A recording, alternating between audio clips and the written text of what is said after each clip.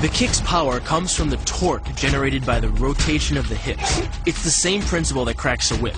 Turning the hips just a few degrees forces the foot to travel a much greater distance and creates a lot of speed as it does. The longer the leg and quicker the rotation, the faster the kick.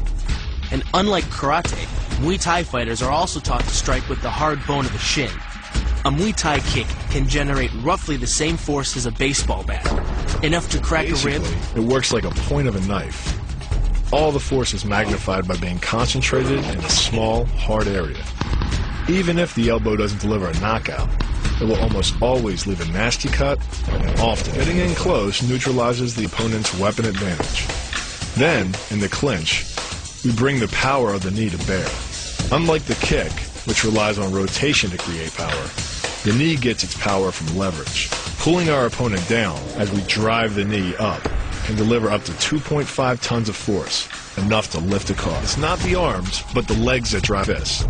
Like a piston, the explosive power of the legs is capable of generating hundreds of pounds of force, all to a very vulnerable area, the soft underside of the opponent's jaw. Like the Hanuman move, the flying knee relies on the explosive power of the legs.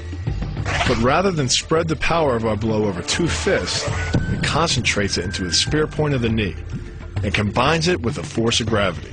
It's the equivalent of hitting our opponent in the chest with a sledgehammer. Muay works on a concept called the couple. Basically, it's two levers linked at a single fulcrum, the elbow lock. And it doubles the foot-pounds of torque you can generate when compared to a single arm lock. There's more than enough force to flip an opponent to the mat or dislocate his elbow. By using the twisting motion of the torso to drive the strike, the business end of the hardwood fighting stick can quickly accelerate to more than 25 miles per hour. On contact with the skull, the energy is enough to cause a depressed fracture. It's the same injury-producing force as being hit in the temple by a hammer. Muay relies on something called a flexion moment imparted to the neck to do damage. An average man's neck can withstand about a 140 foot-pound flexion moment. Beyond that, soft tissue and even vertebrae can be crushed. By bringing your weight down fast, this move could easily deliver twice that amount of force. And it wouldn't just end a fight. It could leave your opponent paralyzed or dead. Close, the opponent's neck is exposed. But because of the close range, the hand doesn't generate a huge amount of force. It's enough to stun, but probably not enough to cause severe injury. But replace the hand with a weapon, a stick or a knife, as you would in combat, and this could become a kill shot. The kick's power comes from the snap of the knee. The snap is created when the quadricep, the largest muscle in the body, contracts and pulls the tendon connecting to the foot over the knee. Using the knee as a pulley, the strength of the quad is enough to accelerate your foot to speeds close to 30 miles per hour. Because the area of impact is focused on a small part of the foot, it magnifies the force of the blow, making it capable of dropping 1,000 pounds of force on your head. It's like getting whacked in the head with a Louisville slugger. It works by taking the opponent's blow at an angle, which deflects the energy of the blow away from the vulnerable torso. The harder you block, the further his blow will be deflected, and the more open he'll be to a counter strike. Rotating your fist 180 degrees right before it strikes the intended target. The twisting snap of the arm maximizes the speed of the punch and magnifies the force of the blow by concentrating the impact on the first two knuckles of your hand. Done correctly, it can deliver as much energy as a bowling ball dropped from the top of a house, more than enough to cause soft tissue damage or break a rib. Because it swings through such a wide arc, the wrist is moving at speeds of up to 43 miles per hour. And since the radius doesn't deflect or compress nearly as much as a fist, it can deliver a staggering blow, like being hit with an axe handle. This roundhouse kick is designed for maximum impact.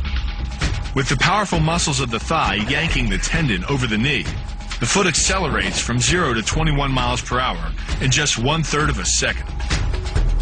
Combine that with the reinforced shoe, and this kick can drive the nose bone back up into the brain. It's aimed at the largest gland in the human body, the liver. A direct hit won't just bring an opponent down.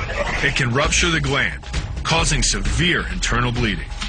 but the liver is well protected by the rib cage, so the kick must be accurate to within half an inch. In this move, the forward propulsion of the hips, combined with the piston motion of the lower leg, can send well over 700 pounds of force directly through the rigid bone of the heel.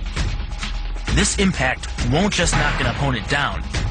The force is enough to permanently damage his kneecap, leading with the near arm. The first jab travels the shortest distance to the opponent, so what it lacks in force, it makes up for in speed.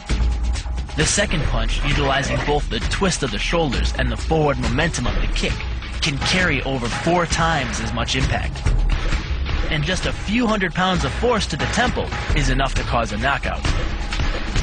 This move uses the same principle as a throw in judo, off-balancing your opponent and then using his momentum to send him down. But it's much more aggressive.